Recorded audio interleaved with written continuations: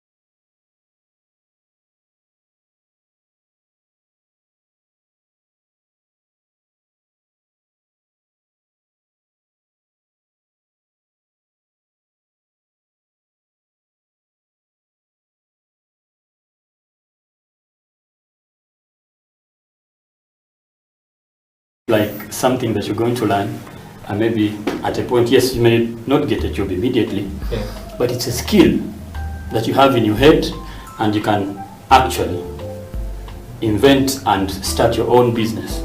That's the beauty about it. Like, the more you get exposure, the more knowledge you get from different places. So for any barista out there, any young man out there who is really lacking, and they feel like, should I try it?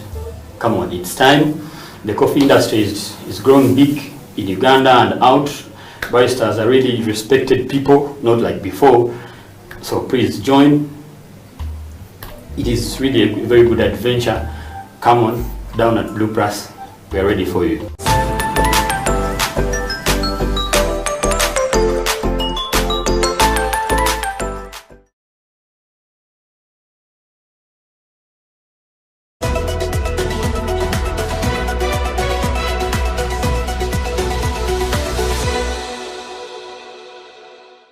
What is Divine Bamboo in a nutshell? Okay, so Divine Bamboo is an innovative forestry and energy company. It's a Ugandan company, and our mission is to stop deforestation in Uganda. We do that through the promotion of bamboo as a sustainable alternative to cutting down traditional hardwoods. So that was my motivation, really, because Uganda is losing so much tree cover. We are losing so much forest because mainly of the need to cook. So because of fuel wood in the form of charcoal and firewood, a lot of people don't have a choice but to go to the forest and cut down trees. Yeah. And so we wanted to provide an alternative to that. Okay. Yeah. And so when you started to provide an alternative to this, how has this been received by the people that you're talking to? So, of course, with any new innovation, it's not straightforward. You don't get the idea today and then the idea is mature. Yeah. First of all, the idea, the business model takes time to develop. Yeah. And in the same way, the audience, the customers also need time to adapt to the new products and like the new plant in this case. So it's a gradual process, but I would say that we are seeing very positive change. Okay.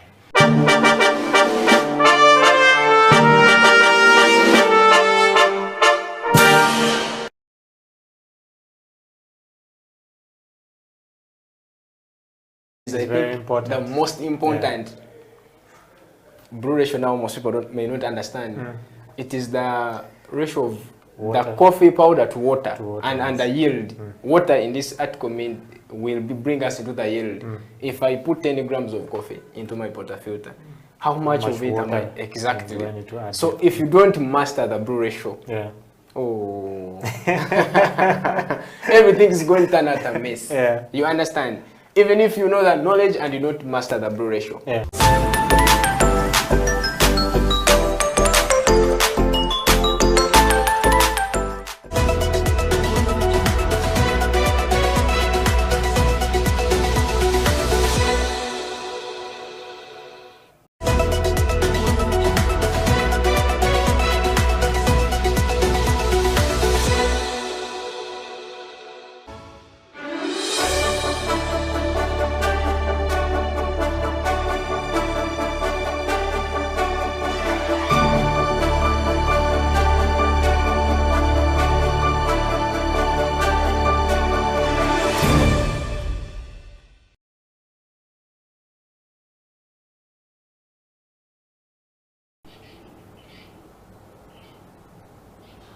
Welcome to the Creative Industry Talk today. My name is Eddie Okila, and my guest on the program today is a lady who started a business amidst the lockdown of COVID-19 in 2020, I think, yes.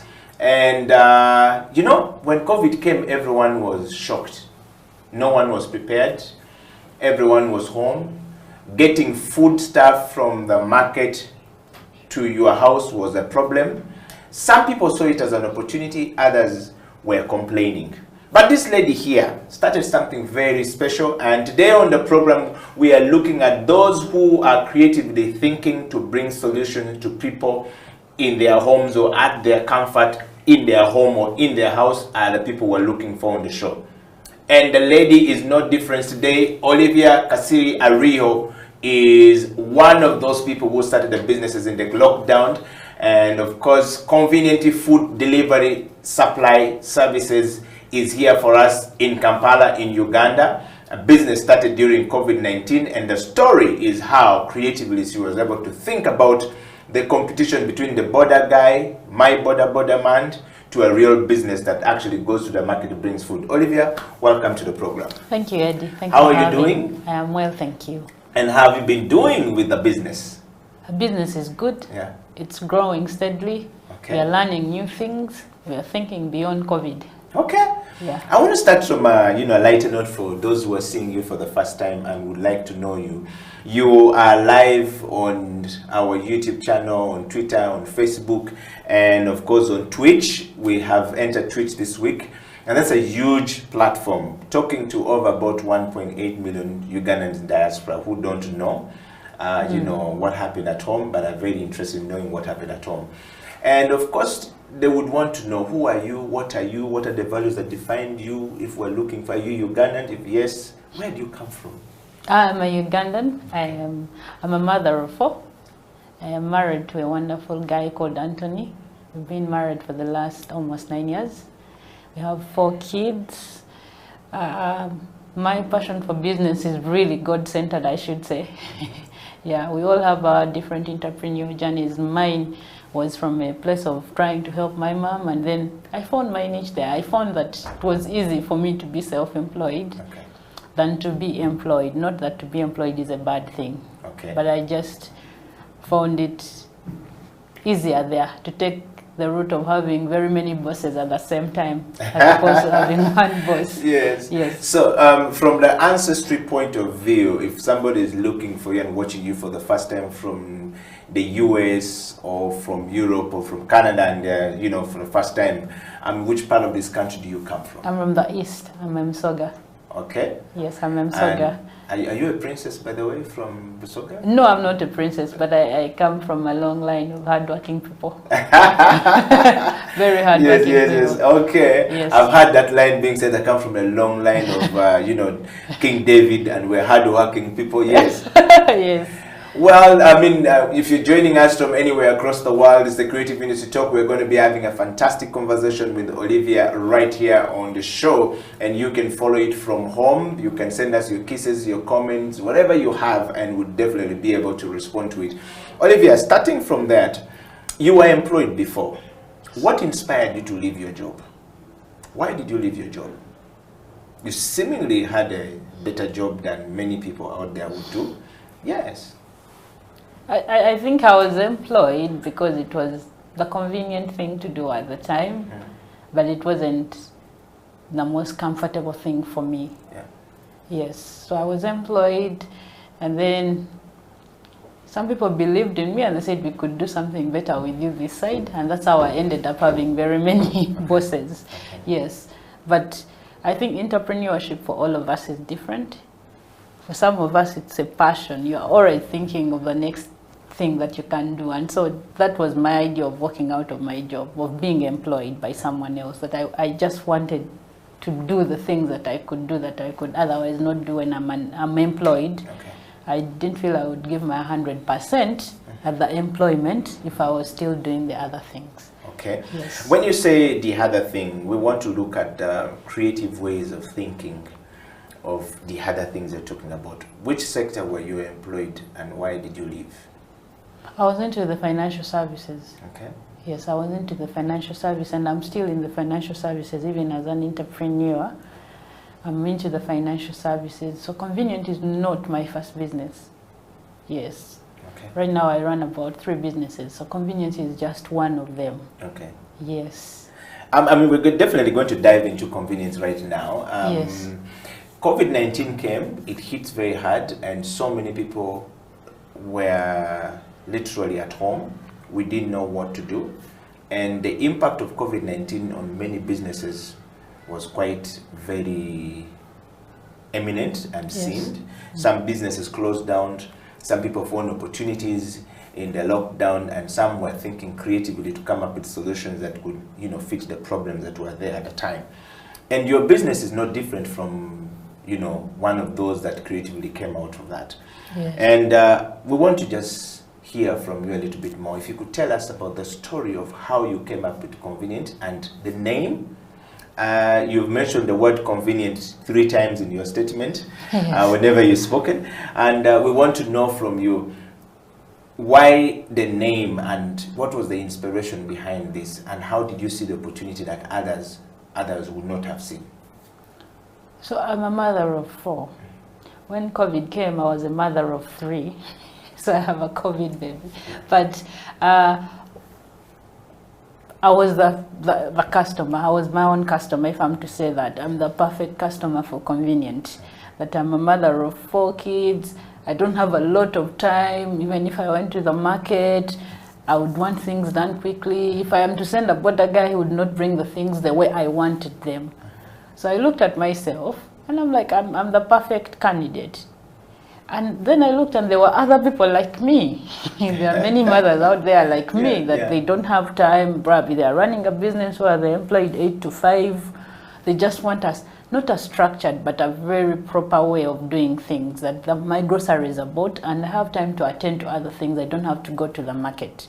Then the second thing, because I run another financial services business, starting Konviniyenti was a way of diversifying the business during COVID-19. I needed to still make a return on investment. So I had to find an opportunity that would work within that period that we were in, that we are now in lockdown. You can't do certain things, but you can. People are eating. Yeah. people are eating. So I wouldn't start a restaurant, even though I'm a good cook. Yes. But I wouldn't start a restaurant. I just thought, what can I do that can continue to but you're a perfect candidate. So that's how Konviniyenti started. And then the name Konviniyenti just speaks for itself. But we deliver to your door, and what we deliver to your door is the sort of thing that you'll just pick from our box and stash it away. You don't have to clean it because we've cleaned it. We pick out the best, we clean it, and then show up at your door, clean, nice and fresh, and then you're good to go. Yeah. I like the fact that you talked about diversifying the investment. COVID-19 hit, many businesses closed down, and you were there thinking a creative way of delivering, services to people, and also diversifying and making sure the investment you have continue to receive the return on investment. I want us to put that topic of our discussion up, and I want to just drive a question from where we are coming from. The creative adaptability of business during COVID-19 is what we're calling for. Independent creative people in the arts business. You are, of course, in arts business, but financial sector, because finance is about thinking creatively for businesses. Yes. Finance is not about money. Yes. It's about what are the creative ways that we can provide people solutions that are money-based, that can enable service and delivery to get to people. And you came up with something totally very new, and you've explained the process, but I want to just know what was going in your mind at that point. How did you even think about this? Yes, one, you were the first customer to yourself. Yes. Two, you looked at mothers who are out there who would be in the same spot like you and thought about them. Three, you were going to the market. How were you moving to the market when we were not moving at the time? But yet you continue to get things delivered. And yet you're also talking about you didn't want time to be wasted. Yes. What was the journey like? I mean, that is where we wanted to know the adaptability of the creative thinking that we're talking about. Yes. So going to the market during lockdown, because we source the products ourselves, we do not call someone. Right now we've developed relationships where we can just call and they deliver particular things, but other things we have to be there ourselves. Yes. And I have to be there myself. I know I'll reach a level where I don't have to be, but for now, while you're teaching someone, you're supposed to be there. So during lockdown, I would even sometimes have to walk, like the times when I didn't have a sticker. You either walk or you ride a bicycle to the market and you source out the things, and then the border guy delivers. So when the guy delivers, then the person who is at the store has to clean them, and then the border guy will deliver. So I didn't have to carry anything. My only thing was to get myself to the market. Yes, get to the market and source the products. Yeah. Because we were new, it was important that I actually get to the market. Because you could sit back here and then someone delivers something totally different. Or the quality is poor, the quantities are low, and yet someone already made an order. Yeah. And that would mean that they either have to go back or wait for another day. And not every day are fresh things brought to the market. Yeah. So during lockdown, we had to adapt. You had to find yourself to the market, and then the guy would deliver the things. So you were the first customer of your business. Yes, Who was the second customer to your business, and how did you find them? Oh, the second customer. Yes. Funny you say, my second customer was your wife. Yes, I think because I sent you a package and then I think you shared with her, and she's been my customer up to today. I don't know what happened. What I know is that there's always a package at home. Yes. How it gets home, I don't know. Yes. But we're in the lockdown, and going to the market was a bit of a trick. Yes. At some point, we were walking. And how did you think about us being your first customer? What motivated you to say, let me try these guys? Your lives. I just figured you don't have the time. Yeah. You don't have the time, and yet you like the finer things in life. So I figured, these are just the perfect candidates to be delivering stuff to. Like, they're the perfect candidate, but also you know what you want. Yeah. And over time I've realized that most of my customers are people who know what they want.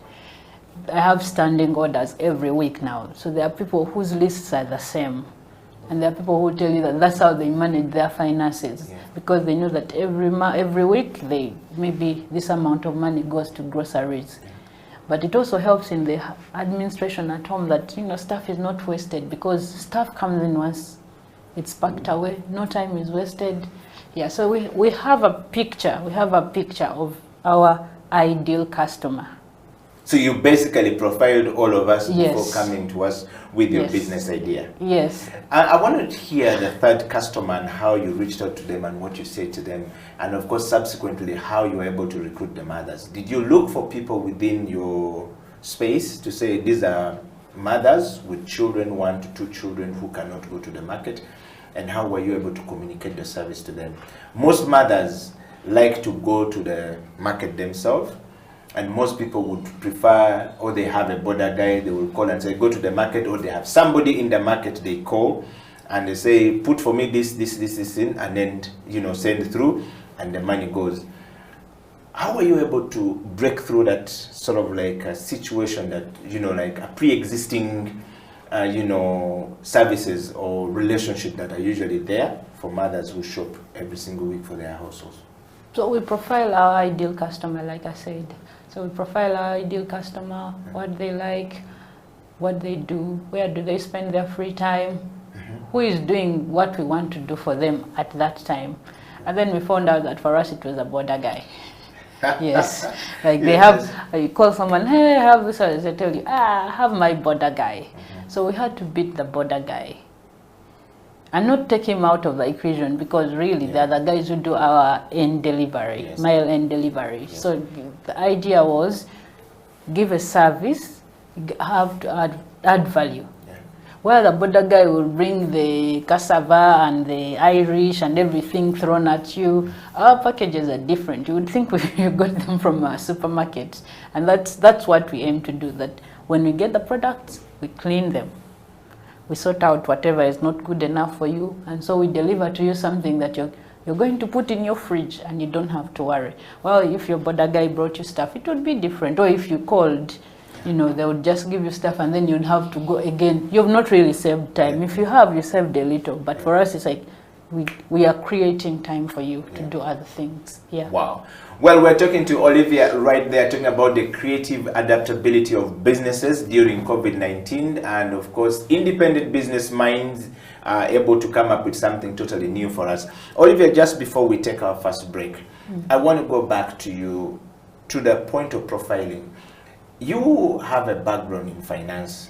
Yes. And usually people in finance don't profile their customers that much. That's sort of like a function or a knowledge or wisdom that are from the marketing people.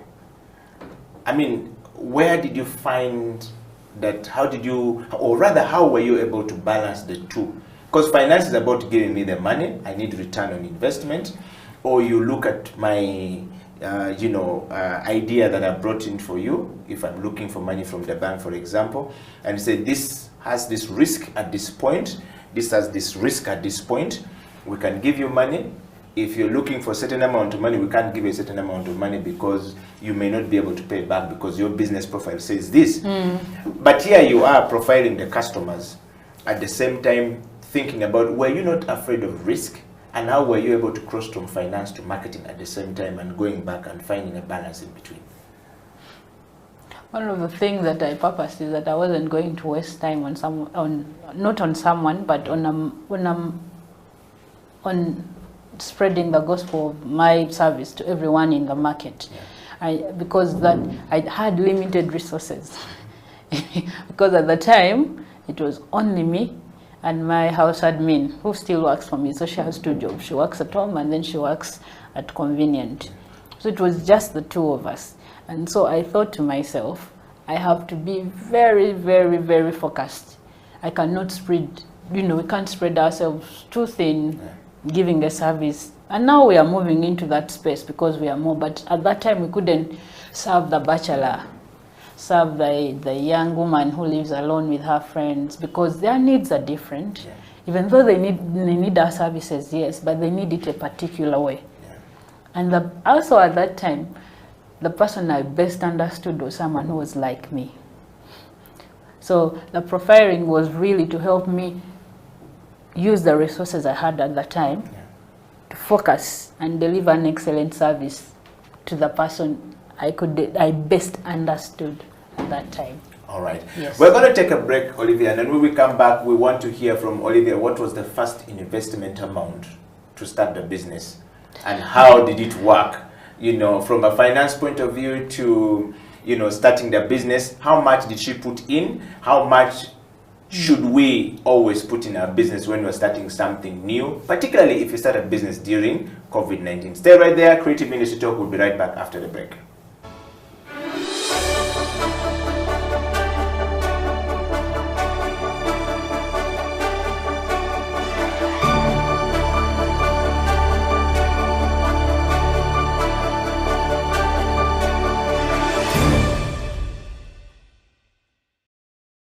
(2022) relevance. You have to be relevant. When our industry closed in March 2020, it was actually a crash. It crashed down. We had a couple of bookings, very many bookings. Remember, as I told you, 2019 had been a very beautiful year, and it was carrying itself over into 2020. As soon as COVID came in, everything crashed. We lost all our entire bookings, all the bookings. We had nothing happening. Warehouses were locked. It was termed as a dead stock from that point then. Then when they opened us up partially in July 2022, we actually thought that it was going to be the same script as we'd been working on before COVID. But we later realized that, hey, actually, things have changed. The clients who were supposed to call us are not calling back anymore. They're not calling us anymore. So it was about shedding skin. We realized as Legacy Productions that we had to shed skin so as to be able to fit into the new way of doing things. Actually, our biggest fight, our biggest fear, as we're walking through the 3 months of lockdown into when they opened up, was the entertainment, the audiovisual industry not being relevant anymore. Because there was this term of millennials.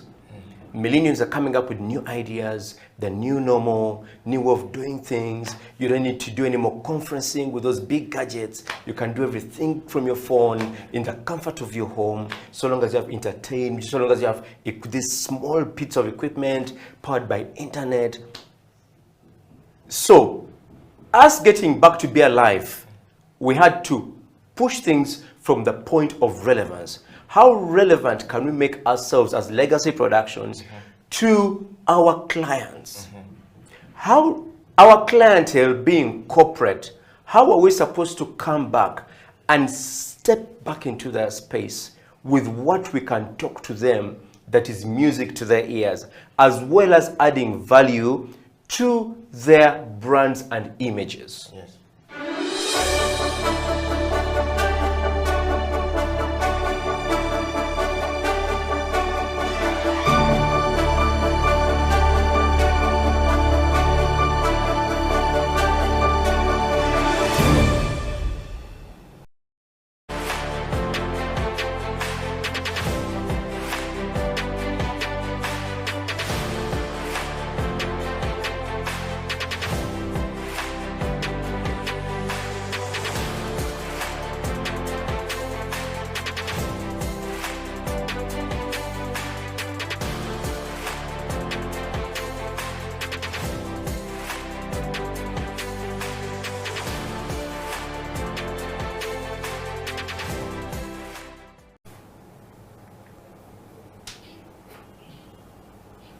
You are watching the Creative Industry Talk, where we discussed everything about creativity, and we would like to actually make sure that everyone who thinks creatively is brought onto this program and to share their story with us and to share the story far wide with everyone out there about what they're doing and how they're doing it. Today on the show we have a lady who started a business during COVID-19, a food delivery services during COVID-19. She would go to the market, buy food, and deliver it to people who are stuck at home. She started by walking to the market, riding a bicycle to the market, and now she's delivering using a border. The story is that how much do you need to succeed in life when you're locked down? like the situation we are in, or we were at when we are locked down in 2020? Did you start a business, or you were stuck? Did you lose your investment, or you were able to think about something? For Olivia, you were able to diversify your business from the financial services that you're running to looking for a way that you can continue to make money and don't close down. I mean, you could have eaten all the money, or your investors could have said, recall the investment back, let's move on because we're in lockdown. But you diversified. That said, Olivia, how much did you put in first to start the business? 200K. 200,000? Yes. How much is your business worth today? My business is worth 15 million now. From 200,000 Uganda Yes. shillings? And that's because I've decided that I'm not growing too fast. If I was growing faster than that, it would be so much more. Okay. Yes. But that's because I've been, COVID taught us to really not overstretch your wings. You almost live every day as it comes. So you don't want to invest, because there's so many things I would have invested in right now, probably an app, a bigger space and stuff like that. But then you don't want to reach a point where you have dead stock, dead assets. So the growth has been deliberately slow, if I'm to put it that way. Wow. Yeah, it's been deliberately slow for a reason. That it was something I was doing for the first time. It was new. Like you said, I'm from the finance background, so most of the things I'm learning. And I thought I cannot learn with so many clients. The mistakes magnify. So you'd have, if you had 1,000 clients, without knowing what to do, you'd have 1,000 mistakes. But if you have 50 clients and they're letting you, these are people who are letting you learn, and slowly, you perfect that slowly. By the time you get to 1,000 clients, you're probably making mistakes on just 100 or 50. So that was the idea. Talking of that, Olivia, this is very fascinating for me. I just want to know something from you. Many of us look at 200,000 as too little money or amount to start anything. How do you even start a business? But we've had stories of women in the market starting a business with 70,000 or 50,000 to cook food, or 20,000, as low as 20,000, and they're serving, and somebody tell you it's successful. But some of us who go through universities and come out of universities look at that money as not good enough to start the business as a capital. But here you are telling us that you started with 200,000. Would you credit that to your financial background, disciplined education, knowledge, or would you say it's instinct, or would you say it is practice, knowledge, and understanding what has been, you've been through before? I mean, where would you place that? My financial background. As an entrepreneur, I have what I call my desired rate of return on every money that goes out. So you tell yourself that for every money that goes out, this is how much I want it to bring back to me. And if something doesn't bring me that much, then it shouldn't come back to me. And for me, I had a figure that a certain percentage, I must, on this 200,000, I must make this certain percentage. Because it meant that if I had 15 million and the same percentage applied, it would just be more money. You understand? So if you say 10% is my required rate of return, it means that it's the same on 20%, 20,000 is the same on 200,000 and stuff like that. So for me, that was my desire. It could be more, but as long as a business can bring me that required rate of return. And I think for every entrepreneur, it should be the same, that you have a figure. You have a figure below which you cannot invest. Yes. So for me, it was my financial background, really.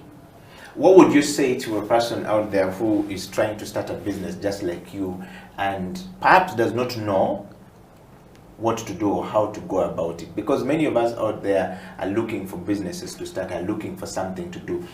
And we don't think that the money we have is good enough, including me, myself. I mean, what would be the advice to me, and how would I start when I don't have the kind of background you have? I think it's twofold. The first one is not to think of, yes, it's okay to have a big picture, but the big picture doesn't start today. I mean, I have a big picture for Konviniyenti. It's bigger than Fresh Direct, if you know what Fresh Direct is. It's bigger. But I know that right now, where I am, I have to take it one step at a time. And that's how it makes it easy to start. Yeah. That, you don't think of the mountain. Yes, it's there, it's big, that's the big picture. But, even it starts with a stroke of a pencil, the big picture. So start. And then, like I said, have your own understanding of the market first of all, so that you make informed decisions. I had an understanding of the market, of the business, of the industry that I was going into. So I knew that my required rate of return would be met and so much more within that industry. Yeah. Now, some industries are that they are not like that.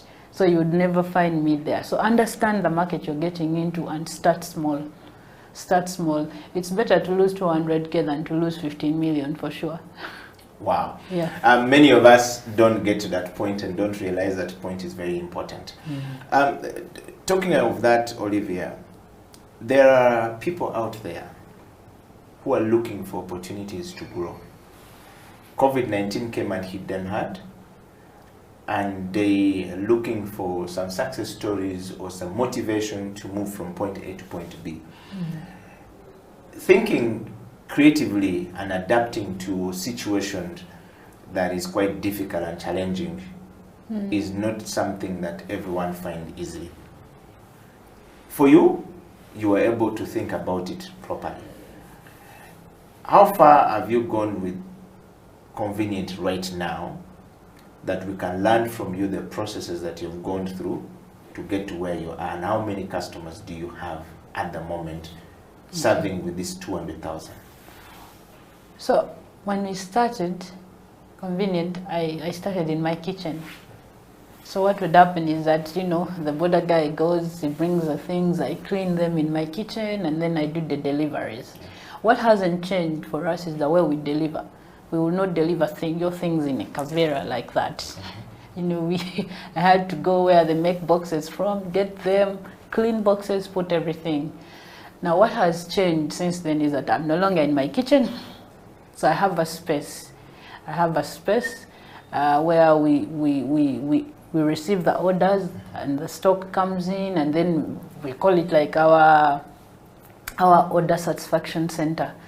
So that's where the order is satisfied. Like you go through everything, you go through the order. I now employ 2 people. I mean, it was just me at the time in lockdown because my live-out maid wasn't even coming, so it was just me. Now I employ 3 people actually now. So I employ 3 people with Konviniyenti. We have a space, and that space is even a store because now we open it to other people. Okay. And then we also have clients every week. We have our number of clients that we know that these ones, even if they didn't send a message, we must deliver. And that's what we were hoping for, that we move to a point where we have what we call our best clients. Yeah. That these are the people. Every week we just deliver to their home. So it's not a subscription model in a way, but we have our core clients. Then we have the people who come and go, who hear about us. Oh, I want to deliver to this person, I want to deliver to this person. Yeah. Okay. So would you say that those who you say are core people, weekly core people, are based on loyalty? Because you say they are not subscription based. Yes. But also you're saying even if they don't make an order, you will go ahead and deliver. Yes. And they will pay. Yes. How did you get to that point of building trust from these people, and also, or rather gaining trust from them, and them not placing an order, and you instinctively knowing, even if I send the order, they need the order, I will send the order, they will pay?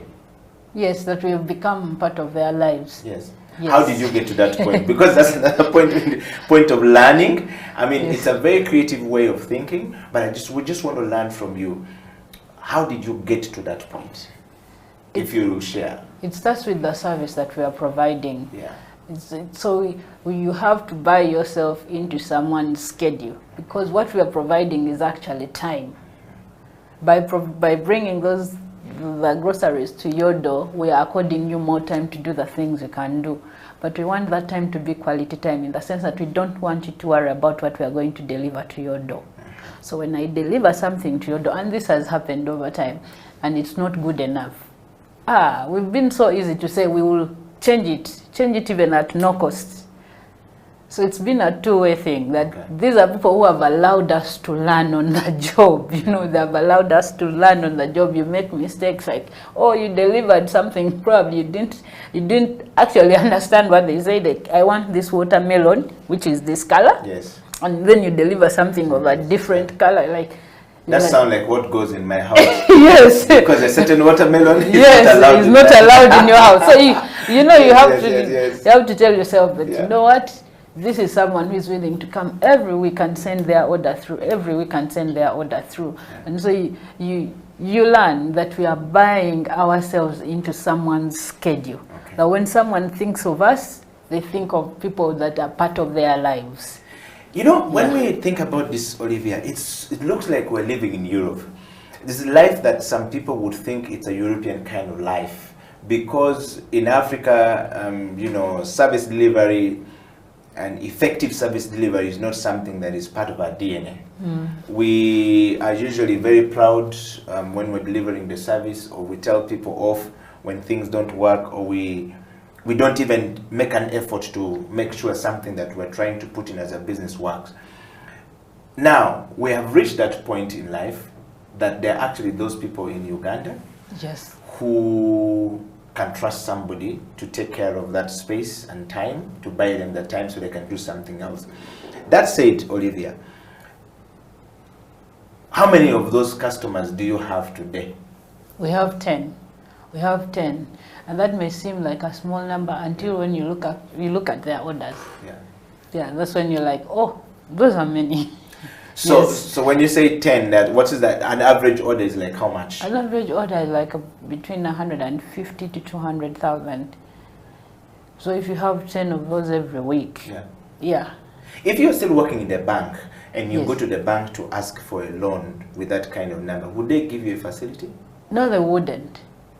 But that's something my financial self would have a debate with you about. They wouldn't, and I say that without even mincing words, because it's how do I say this? It's our financial sector here is a bit. COVID has changed things in the way they are looking at things, but they are still very rigid. Yeah, they are still very rigid, and rightfully so. A salary loan would be better than to give someone like me a loan to start a business. But your business is earning 150, 200,000 a week, and this is something to do with food which we need. So it's literally you have a guaranteed revenue. Yes. Whether we like it or not, some will have to eat food at some point.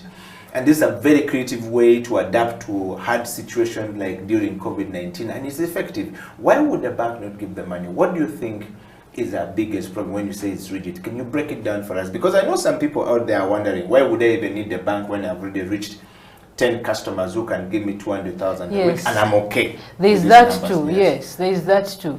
Because I'm my own financial at this point, because I own a larger financial company. So Konviniyenti is like part of our portfolio. Okay. And so growing it is very important to me because it means growth for the bigger business. Yeah. But I think the banks, financial inclusivity to them is defined a particular way. Which is? Which is now, like, for example, right now they look at businesses which are hit by COVID. So they are now focused on schools. And that's okay. Yes, because they also have, you have to believe that every business has an agenda right now. Yes, so they have investors who are, driving that agenda. So I don't want to blame our banking industry. It's just that it is what it is. Yes. We're talking to Olivia. If you're watching the Creative Industry Talk from anywhere across the world, she started a business in the lockdown, the business of delivering food to people, making it very convenient for persons to receive an order from home. If you're a busy person and you don't have no time to go to the bank, rather to go to the market to buy your groceries or to go to the supermarket, particularly the market where the food stuff is sold, she's able to go to the market and bring that food stuff to your doorstep, and your job is to put in the fridge. The question is, Do you need that kind of service?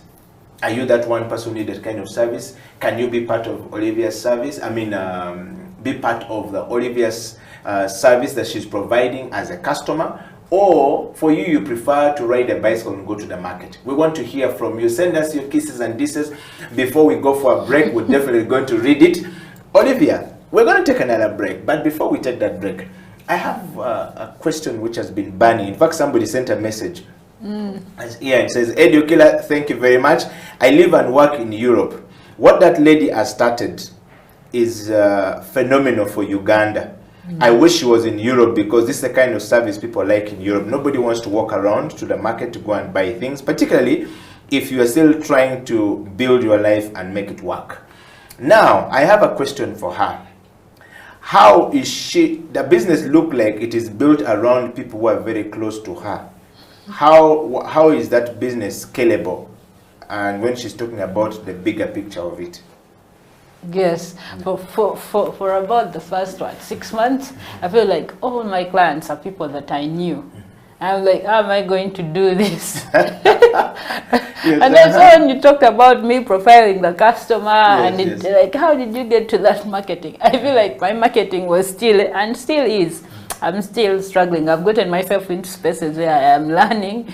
I'm learning, like, post something every day on your socials, do this, you know. Now I have WhatsApp business, you know, you send a link and someone can be able to view the catalog and order. Yeah. So there are those simple things that I'm doing. But more than that, because of the service that we are offering, it's very personal in a way. Like, people want their food in it. You know, it's matoke, yes, but people are, what can I say? You know, how particular about how things are delivered and what.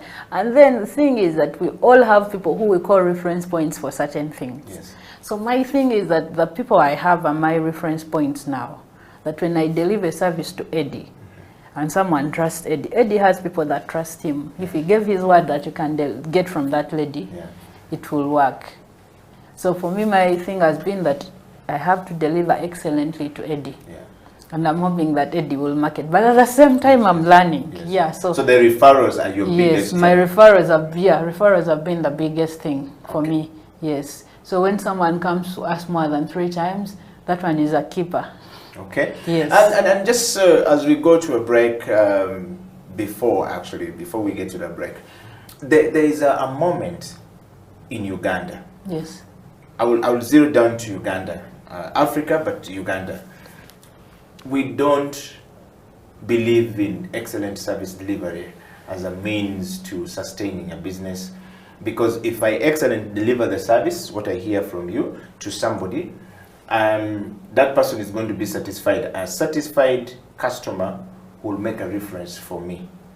Therefore, the cost of marketing is actually very much reduced on the business. Yes. Which makes the business successful at the beginning point of it. Yes. And even sustained and go past the growth stage, what we call the break-even point of business. We always say if the business is able to go for 6 months and then is able to cross to 1 year to 2 years, if you go 4 years down the road, we know you're going to succeed and you're built. Now in Africa, it's not the case, because normally we are more about money than the satisfaction of the service we're giving to people. You are here telling us that your business model is actually creatively thought around excellent service to people, more referrals to people. Yes. Olivia, is there anything that you could share with us why you got to that point and what has been your learning to that point so far? And do you think that it is a model that is sustainable going forward? Would you advise somebody to take that kind of model going forward if they are to start a business? I'm a firm believer that everyone who's in business, or for all of us, there's a faith within us, whatever you subscribe to. Yes. So I'm a faith-based investor, if I'm to use that word. So what happens for me is that every time I start a business, I don't think of that business as an income stream. And most people think, oh, you're just saying that. But the thing is, you cannot start with the money. Because every time you think about the money, you're going to offer a shitty service, for lack of a better word. Because you're thinking of how much you can milk from a client. So you have to think of yourself as a customer. If you were receiving that service, how would you want it to look like? How would you want it presented at your door? Would you want me to come with Veras all running around with that sweaty guy just delivering them, or would you want them packaged properly and stuff like that? And that's what I wanted. So for me, the thing was, what is my value system? I'm a Christian. And I believe that beyond the business, God will provide for me. He does. He can provide for me through that business, but he can provide for me 1,000 other ways, and I can't even think of 2. You understand? Yeah. So for me, it was that God still can provide for me. And because he can provide for me, if he has given me this idea, then I'm going to execute the idea. And I have to think of ways of executing this idea excellently. And the money follows excellence. I think the money follows excellence. I've had a few issues where, you know, someone wants, you know, you've ever met clients who want to change your business model. Like, but me, I want my thing that way. But you see, this is just one client out of your 50 clients that month, and they want to change it. Like, but that's not how I do it. You'll find someone else to do what you do. Like, for me, just get them from the market and deliver. No, I am not a courier service only, because we are now into the supply chain. But we are more than that, and this is how we do what we do. Yeah, so for me, it's been a thing of, first of all, the business is not my income stream. I had to learn that the hard way, that the business is, God can provide for you without that business. And then you have to ask yourself, why would God give me this idea? Why wouldn't he give it to someone else? You know, some people say, oh, you read books and you get ideas. The thing is, the fact that it is you who saw the idea, you have to believe that it came from somewhere, that someone just thought, Ed is the only one who can execute this. Yes. So for me, that's the model for me, that business is really stewardship of ideas from God, and it's not about the income. The income comes later. Yeah. Wow. Well, you've heard it from Olivia right there. What I have learned from Olivia today is that excellent attract business and sustained good income. Are you providing excellent service? We're going to take a break, and when we come back, Creative Industry Talk will talk to Olivia about the learnings and the challenges and what are future plans to make this actually much more viable and to become a bigger brand. We've already heard from her that this is part of the business that she started, part of a bigger business that she's running, but she wants to grow this and make it bigger as part of a revenue stream. We'll be right back after this break. This is the Creative Industry Talk.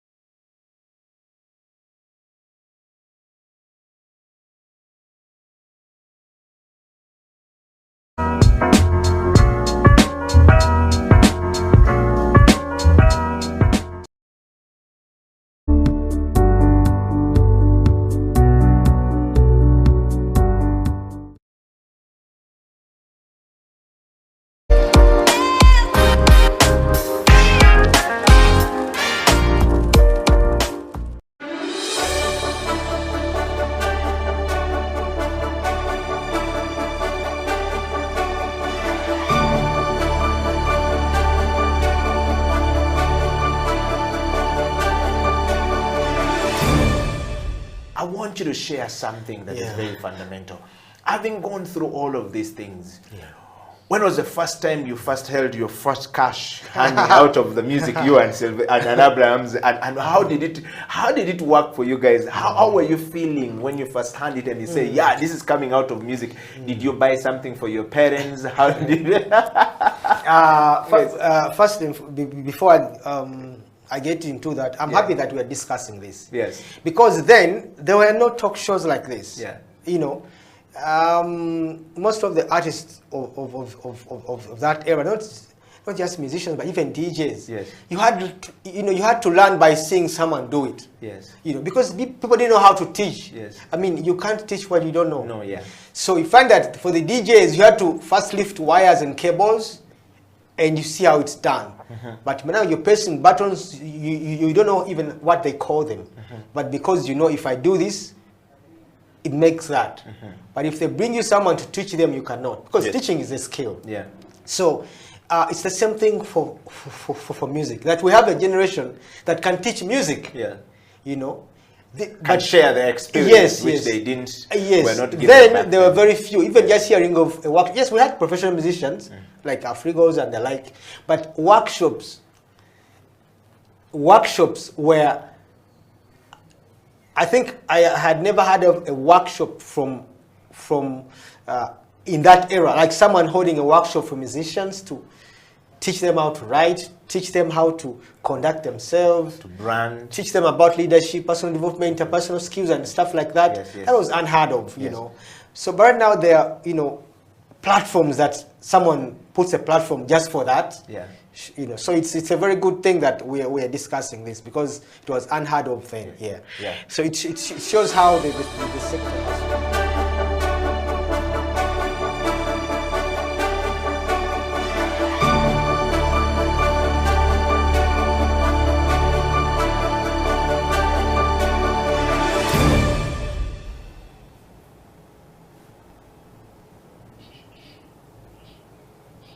You're watching the Creative Unity Talk. My name is Eddie Okila, and welcome back from that break. In the studio we have Olivia Kasiri Ariho, the founder of Konviniyenti Food Delivery Services. Olivia, welcome back to the show. I've been looking at some of your messages here coming from the messenger. We want it on the timeline. Please share it on the timeline, and we'll definitely be able to read it. I have got a couple of questions here, Olivia. As we went for the break, we're discussing about how to sustain the process. We want to know from you, from the process of you started a business, adaptability of creativity in the lockdown as an independent creative mind, as an independent thinker. And to everyone out there, it is not true that only the people who are in design and communication and marketing are creative people. No. People in finance are independent creative minds. They're in the art space to think for businesses creatively and to make sure that money does what it's supposed to do for us, for business to be successful. And that's what we're learning from Olivia today, the story of Konviniyenti. And you too can also be part of this and can also start yours and come here and share. Olivia, a very interesting point there. Were there challenges that you have been through in running this business? Yes. Please share with us. Because we deal with a value chain, we receive products at a particular point. So we are not farmers.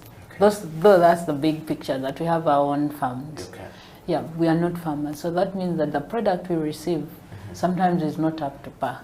And also because this is agriculture, the nature of the seasons. So their price changes.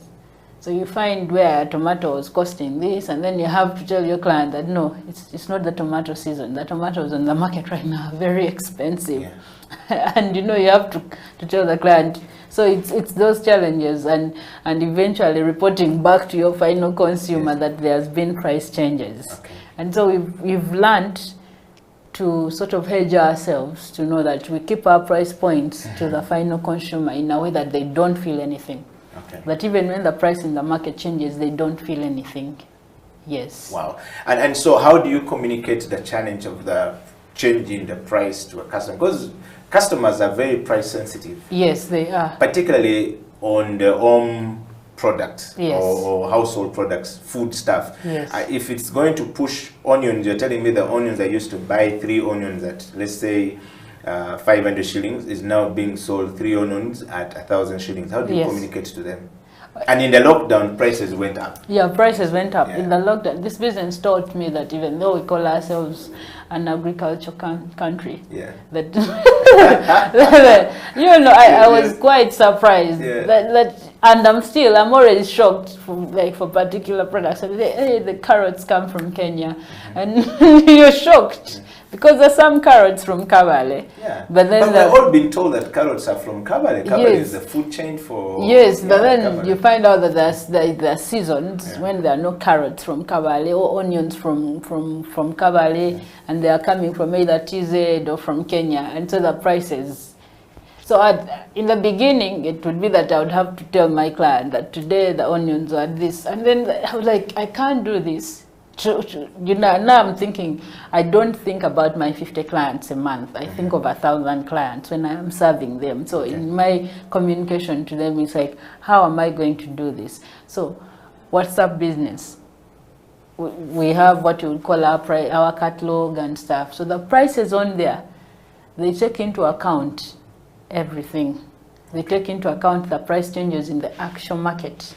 And the seasonal changes and everything, availability. So what the final consumer sees is really something which is not very price sensitive. So by the time someone sends you an order, they already know how much they are paying for what. Okay. Yes. So at least you did not... I mean, if you didn't have a financial background, how would it have been for you?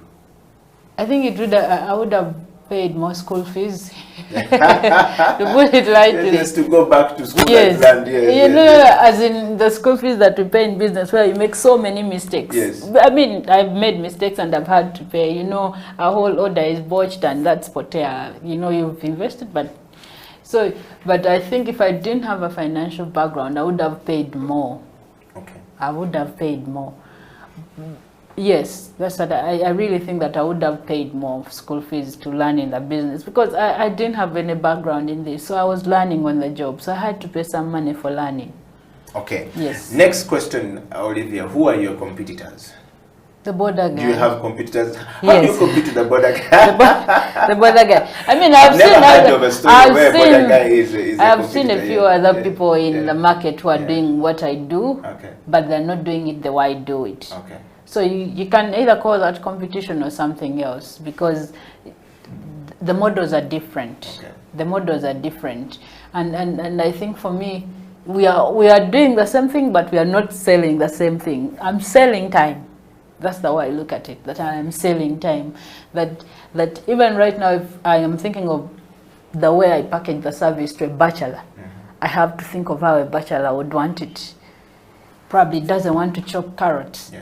So how am I going to deliver the carrots to him in a way that just, you understand? Yes. Yes. So we're in the same business, yes, we're in the same industry, but we are not selling the same thing. For me, that's how I look at it. Okay. You said that you made mention that borders are your biggest competitors. Can you They're not the expound on that? biggest, but Yes. there are some. I mean, for a long time, most people, because like we said, people didn't want to go to the market, and there are still people who don't want to go to the market, but we are a fresh food place and country, and people buy foodstuffs and stuff, so they have their trusted border guy who will go and buy. I mean, there even people have convinced that no, just taste and see. I'm like, but how am I going to chase my border guy of 6 years? Eh? Yes. Because this guy is also, so there's a competition of the border guy, and that one we are getting our way around it. Okay. So you have one border delivery person. Yes. That you've worked with for 6 years. For not 6 years, sorry, since the inception of the business. Since the inception of the Yes. business, COVID-19. Yes. Okay, so, and this border guy has been loyal to you. Has there been an incident where the delivery person in this border man, okay, did not deliver the items in time to the customer, or he picked another customer along the way because he wants to make an extra buck along the way, and then the delivery is delayed? Has there been an incident like, and if yes, how did you deal with it? No, it doesn't. It doesn't, because my border guy also works for another, he has his other time for doing work, but then he knows that there's a particular time when he's only doing my work. Yeah. Yes, and it's such that, you know, we have, it's a thought of investing in him to understand the value of my business, and how I want things delivered a particular way, that, you know, you buy a box and you put the other boxes inside. The reason I don't have so very many border guys or different border guys is the fact that you're delivering something sensitive. Yeah. You don't want your food handled by 10 different people before it gets to you. Yeah. Yeah, so that's why I've used the same guy. Okay. Yes. So it's seemingly there has been a very good relationship between you and the delivery person. Yes. Which is built on mutual trust. Yes. But also it is a guaranteed revenue for that borderman that Exactly. today, even if I don't make money from these other sources, Yes. I know every Friday at this time I will have money, I'll have made money Exactly. to go home. What a good learning for many people out there. That when you start a business, you need to have somebody who is loyal to you, and trust is built based on that, Yes. and then revenue is sustained. Olivia, lastly, what would be your, or rather, what's your big picture plan for Konviniyenti? My big Going picture to- plan yes, for yes, Konviniyenti. Yes. Right now you have 10 customers? Yes. By the end Consistent of 10 this customers, year, but I'll you have more customers. But these are Yes. just 10 that you know, Every whether week. they're whatever, I just send yes. Yes, every week. Every week you have these consistent people. But my big picture for end of this year is to have 50 consistent people. And the reason is basically resource based. That you look at the resources you have and the service you're offering, because it's also a thing of you just don't bring in anyone. You have to train them. Yeah. You know, it's easy to think that you're delivering food. How hard could it be? Just buy your body. Just buy and stuff. But yeah. it's the sort of thing where you have to put it in someone's mind that we're actually not just providing food. You have to present this box and someone looks at it and they are satisfied without a doubt, that they look at it and they are satisfied. So that is taught. I have learned over time that it is taught that someone has to appreciate value. Someone has to appreciate that that tomato, if it has a black thing, you don't put it there. That's not meant to be in that box. Yeah. So our plan is to grow to 50 customers, but more than that, our plan is we are now out of just the fresh food stuff. Yeah. So some of our clients now, those ones who deliver, who work with us every week, they ask for more than just the fresh veggies and stuff. Yeah. So in a way, we are now on an online shop. Yes. Yes. Yeah. Yes. Yeah. And there are revenues there Okay. for us from the investment point of view, that Okay. you have a product range which gives you different margins. Okay. And it's good. It's good. So we are moving into that. We plan to have a very big space. Now our space is not big. We can only accommodate so many things at a time. So our plan is to have a bigger space, even increase on our catchment area. Okay. Before we take a break, before we go into the question and answers, I just want to, ask you to take us through the process of how the product is packaged. And we're going to put some pictures up on the screen there for people to actually look at them. So let's have these pictures up on the screen and so you can see. Is that what you're saying, how the product leaves your store? Yes, that's how the product leaves our store. So what happens is that when we get the product from the market, we clean it.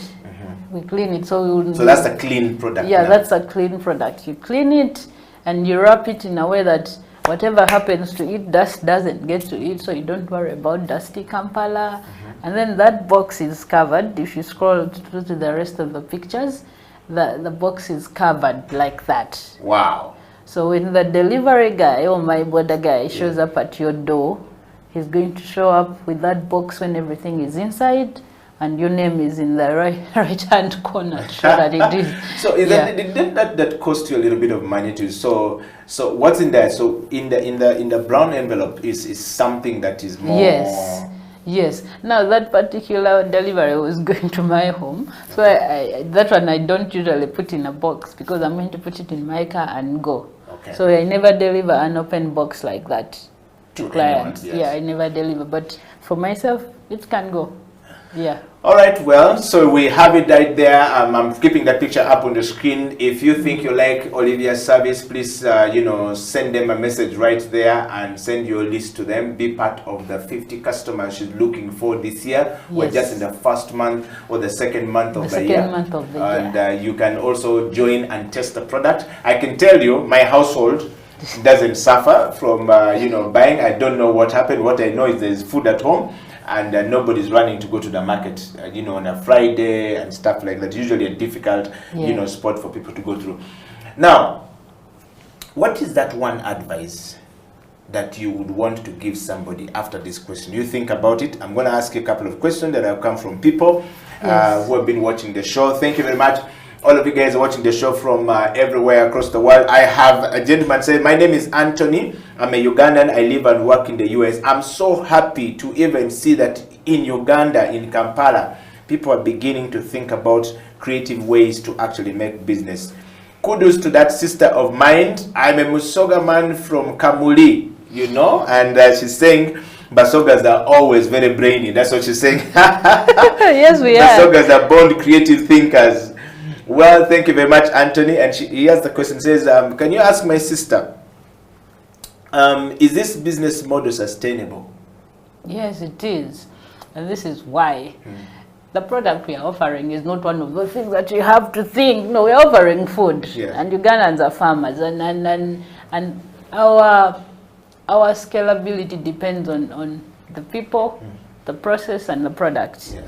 Now, the people includes us, but also it includes our suppliers. Yeah. And our thing is now to go to the farmer. Okay. Yes.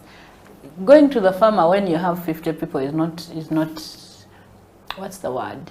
In the financial sense of it, it doesn't make sense. Yeah. But going to the farmer when you have 1,000 or even 100 clients, it makes sense, because then the farmer knows that if I put an acre of eggplants, there's someone who's going to buy them every month. Okay. They can even water them and stuff, because they are assured of a market, as opposed to me coming and buying for 100K today, then next time I buy. So it's different. Okay. Yeah, so it's scalable because the people, the process, and the product are things that can easily be sourced here. Okay. And we don't have to think of it so much. Wow. Yeah. I have another one from Agatha. Agatha lives and works in the US.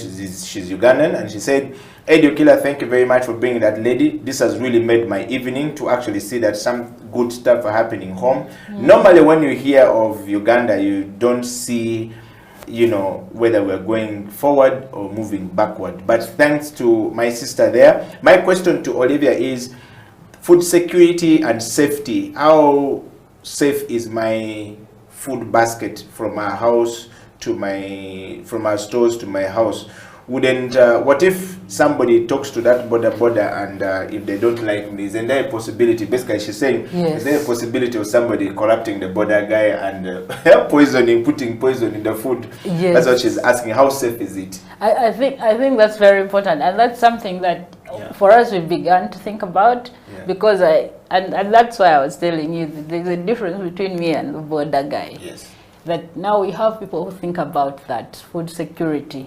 One of the ways for us, the first thing is that we use one person. So that's traceability in a way, that we've used one person. You don't use very many people at any point, that now there's this one. By the time the thing leaves our store, the box, it's one person who is going to handle your box. It's either me or the border guy. Okay. And me, when I deliver in my car. Okay. So it's easy. That's the first thing. And then the way we package it. We will never show up at your door and your bins are running all over. Yes. So you can tell when your food has been tampered with. But also we are looking at ways to make that box sealable. That once we seal it at our store, you're the only person who can unlock it. Okay. Yes. And the next question, I'm going to just sample a few of them. I have this one coming straight from Bugolobi. Thank you very much, Olivia, for making the service, available. And I think I love what you're talking about. If I live in Bugolobi, where is your store and how can I have your product delivered to me? Because I've tried to get people to deliver stuff to us, those who talk about it. The cost of delivery itself is usually higher than the cost of buying the food stuff. So when we started, we had what we called a catchment area. I mean, you can't serve the whole of Kampala. Yes. And then also because so we are moving. Yeah, and actually this month we are moving to the other side of Kampala, because we've been in what you call North Kampala. Okay. Nchinda, Chalwa, Jala, Namgongo, Chisasi, Nalia, Chiwatule, those areas. That's where I've been, Bukoto and stuff. And it's been because you're using one person, and that's why it goes back to resources. That with every step, then you need more resources. But it's just after understanding this particular one, that which lessons have we learned, and then you move on to the next. So we will be moving to Bugolobi this month. Okay. Yes.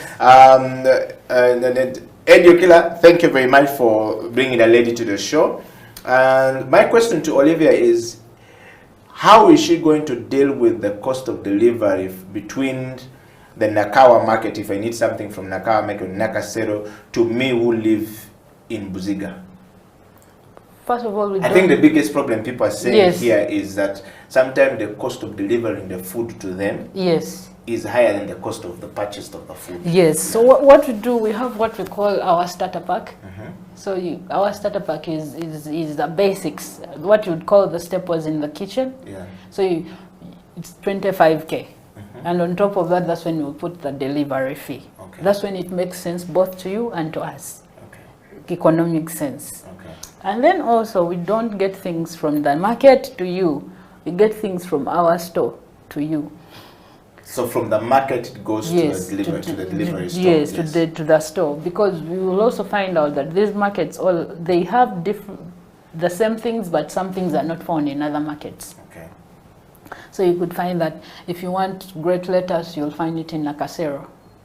So I cannot run to Nakasero every single time a client is calling, I want lettuce. No, we go to Nakasero once, we deliver the lettuce to our store, and then we dispatch it to the different clients. Okay. Yes. Thank you very much, Olivia, first of all, for coming to the show. Your parting shot, if you look into that camera and actually, tell us what are the 3 things that you want to leave us with, from the point of adaptability, creative adaptability of businesses during COVID-19 or during hard time or hard situation like yours that came up in the lockdown of COVID-19. What lessons do we have from there? What advice do you have for somebody who's watching the show? My advice, don't rush to scale too fast. Yeah, don't rush to scale too fast. Understand what you're in, understand your industry, understand what you offer to the market, because even in your industry you have competition, but there's something that you offer to the market that your competition probably does not. So understand, don't scale too fast, scale with knowledge and understanding, because when you scale just for the sake of it, to want to appear big, we are now in the whole of Kampala, you'll find out that your margins are actually cut. So scale with knowledge and understanding. Yeah. Okay, and thank you very much, Olivia, for coming. I want to just take you down to show you what we've been talking about here, and I'll just bring it down to a close with Olivia. We've been talking about the creative adaptability of businesses during COVID-19 by independent creative, arts or minds in the creative arts, and of course in food supply chain in Uganda.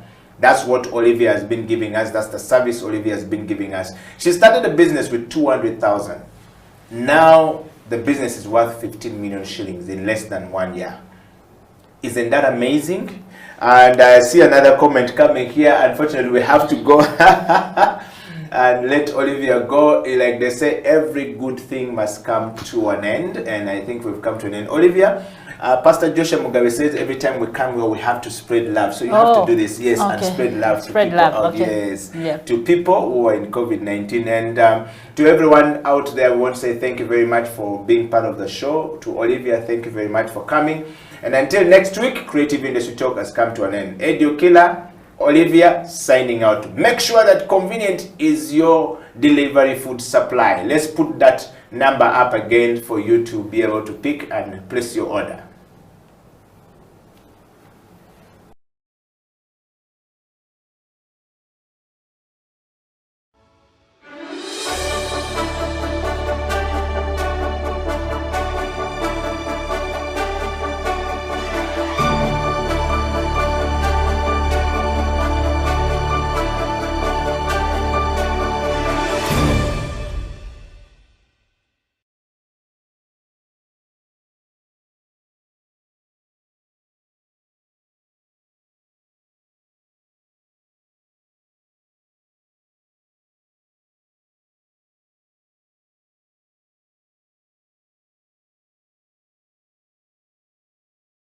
Years, and I can tell you that it's because of the players that we have on the team, and I would say that we have some of the best players in the Ugandan league, on the City Oil.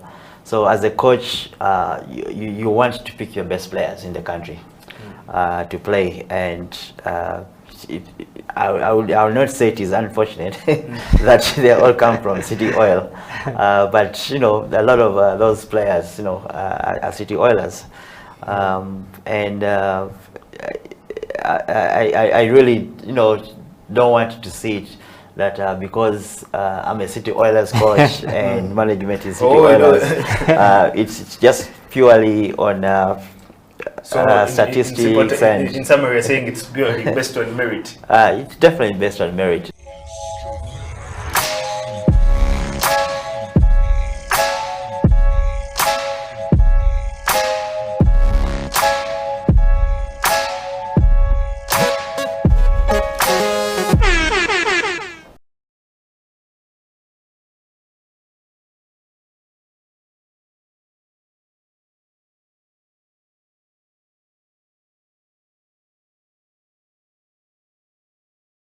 What does it mean to to work within a community whereby you are all in the same boat, but maybe no, what did they say? You are in the same storm, but in different boats. Yeah. So so I think here for me, if you are working for a community, there are certain things that you have to do for the sake of the community, and where you're not expecting to earn from.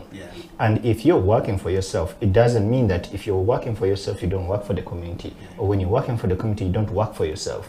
So I think there is a need for a differentiation here in terms of like, what do I do for my community and what do I do for myself? Because at the end of the day, you need to survive. You need revenue. You need to pay your bills or support your mom as well with your siblings. So I think you are doing that because you want to earn. Exactly. So that you can improve onto your life, so that you can, like you said. So for me, I think the advice would be like, what is the relationship between your community work and the work and your business? You know, if you think your community work is your business, then you have to have a model that is going to work to help you to earn from that community work. But then it ceases to be community and it becomes your business. You get what I mean? So when we work for our communities in the arts community, we work for them. We actually invest in them, you know, and then for us to survive as individuals, we have to find other alternative sources of revenue. And that's where I think Abdul has to think around and say, okay, my graffiti, my community education, my what, my area is where I feed my community with my skill and time and investment. But for me as a person, I need to find my own business revenue. So in other words, Faisal, what you're saying is that what we're seeing are being put on the screen. It's public art. So for example, Abdul, what Faisal is saying, that you can sell that art piece. So that should be in somebody's office. That should be in my office. That should be in Faisal's office. That should be in my sitting room. It reminds me that this work is painted by a community, by Abdul in this community, and I have it in my home.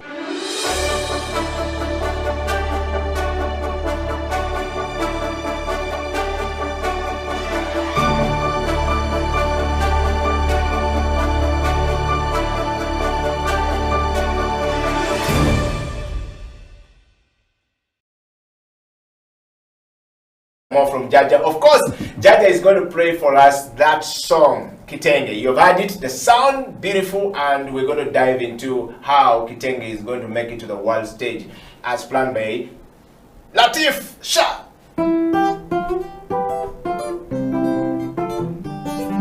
Abamina bachala mwena naddala bali erudde eri munoosirandani kyembakutira kiri kimu butekubagiza wadde embeera za korona bangi zatutagula kakati tuve mu mayumba kitengi pateyi n'ensonze bumale ate nga tetusaanidde ddala kugisuwa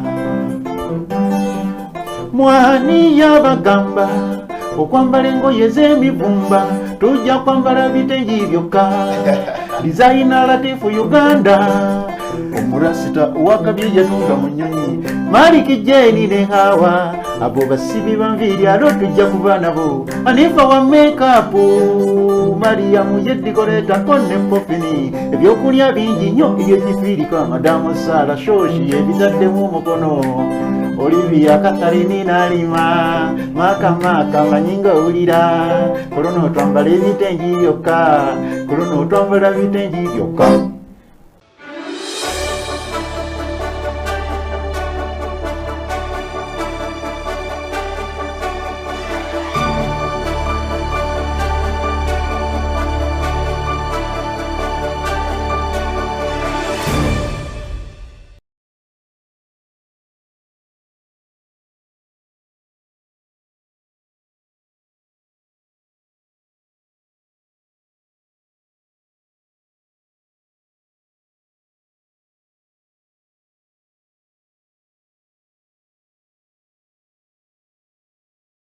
Encountered seasonally. You cannot feel the sting of death anymore. You believe such things are reserved for others.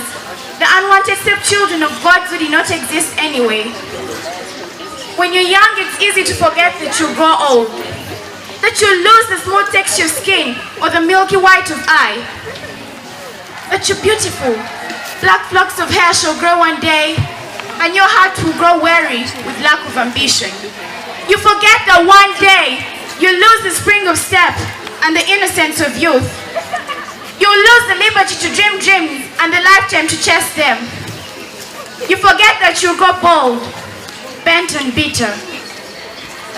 When you're healthy, well sane and strong, it's easy to forget the pain of illness, the physical pain and the mental pain, the anguish of immobility, the dread of impending death, and the insane lasting afterlife itself.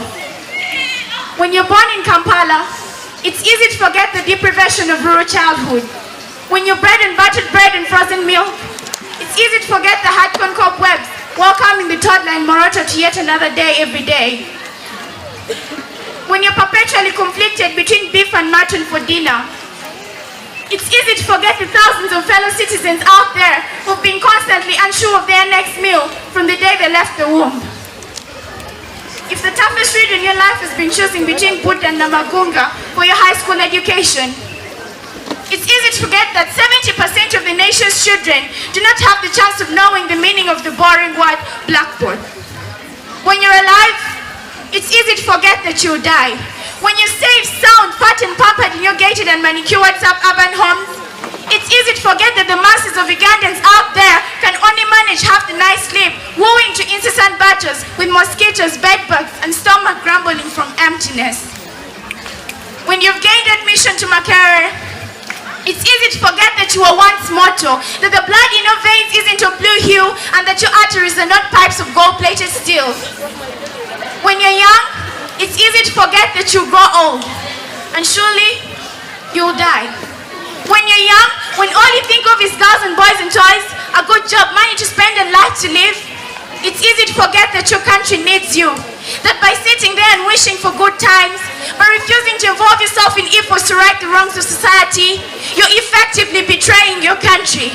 When you're young, it's easy to forget that by not speaking for justice and writing for justice and walking and marching for justice, you're effectively as guilty as the corrupt robbing public funds, as guilty as those parasitic politicians for killing pregnant mothers due to lack of medicines in hospitals, as guilty as those reactionaries for selling the soul of Uganda to force your... I want to know from you, and of course somebody who's watching this show either from here or a child watching in Myanmar or wherever they're watching, or in Congo where we're watched very much, would want to know, if I don't have the money and I have the passion and I have the zeal and I have the drive, but money is also needed to start it, how do I start? Where do I go? At least for you, your father gave you 300,000 to go and do a course.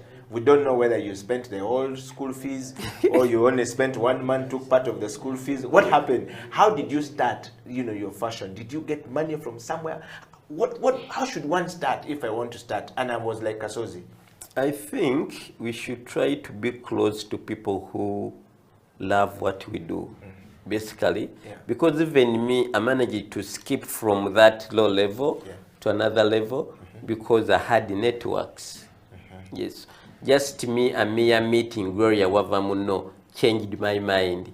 Because I used to be Muyayona Street. So someone introduced me to Gloria Wavamuno, that I'm good, me I didn't know. Then, I lost my phone.